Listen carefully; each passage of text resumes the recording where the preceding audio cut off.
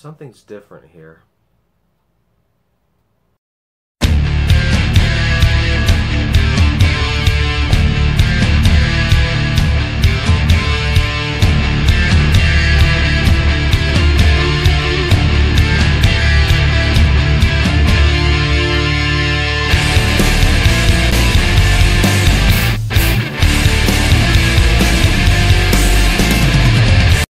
Alright, so tonight's movie is called Tokyo Godfathers, and it's been a while since I've given this warning, but I believe this is the first time that I've seen an anime where there was no English dub available. It's only in Japanese, so if you don't like reading subtitles and you don't speak Japanese, you might not care to watch this movie. Anyway, this movie follows three homeless people. One of them is kind of the stereotypical image you'd get in your head of a homeless person. He's this bearded guy who's a heavy drinker and has his own kind of tragic backstory. And alongside him, you've got a teenage runaway and a drag queen. And one night, all three of them happen upon this baby who has been placed in a dumpster, and they make it their mission to find this child's true parents and return her to her home. By the way, I'd like to quickly address that a lot of people do consider this to be a Christmas movie, and it's not a bad movie to watch around the holidays because a portion of it does take place over Christmas, but since the majority of it takes place right before and around New Year's, and that's where all of the more important stuff happens, I would consider this to be more of a New Year's movie, which is why I waited until after Christmas to talk about it. In actually reviewing this movie, though, I would like to start off by saying that I love the characters in this movie that you're following throughout.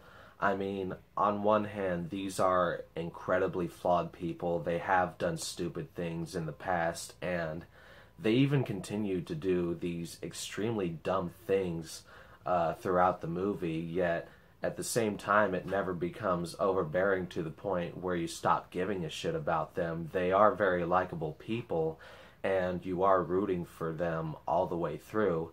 And I also love how incredibly funny this movie and its characters were. It made me laugh a lot, and yet at the same time it was able to make me feel genuine sympathy for the lead characters, and I was kind of surprised by the amount of tear-jerking moments that the film had going for it. So it was just really a perfect balance of character. And another thing that kept me engaged in this movie throughout and, you know, kept me wanting to watch it all the way through was just how crazy the plot was. I mean, the synopsis that I gave you at the beginning of this was an extremely simplified version of the story. I'm not going to spoil anything here, but I will say this is one of the only movies I've seen where I truly did not know what was going to happen next from scene to scene. One thing that I could see potentially turning people away from this movie, aside from the fact that they'll have to read subtitles, is the fact that it's Japanese anime.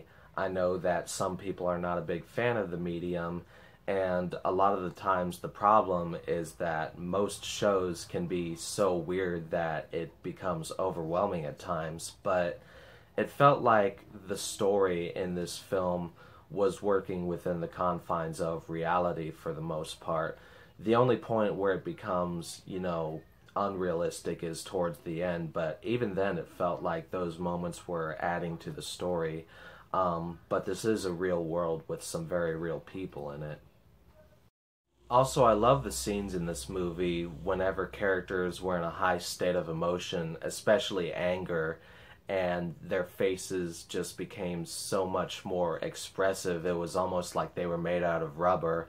And it's not like the stereotypical anime style where their heads just become these big circles and they look like children's drawings. They do have the same amount of detail, it's just that, you know, they're changing shapes so much. Like, one of my favorite scenes in the entire movie is this moment where the drag queen just explodes on this person and, you know, just gives him a verbal beatdown for about a minute straight. And if you compare some of the shots in that scene with other shots of her face, you can hardly even tell that you're looking at the same species. Overall, I love this movie. It's a great character drama, it's a great comedy, and it's a great adventure. And if you're looking for something decent to watch around New Year's Eve, then it does come recommended. Anyway, that's all I've got to say about Tokyo Godfathers. I hope y'all have a good one.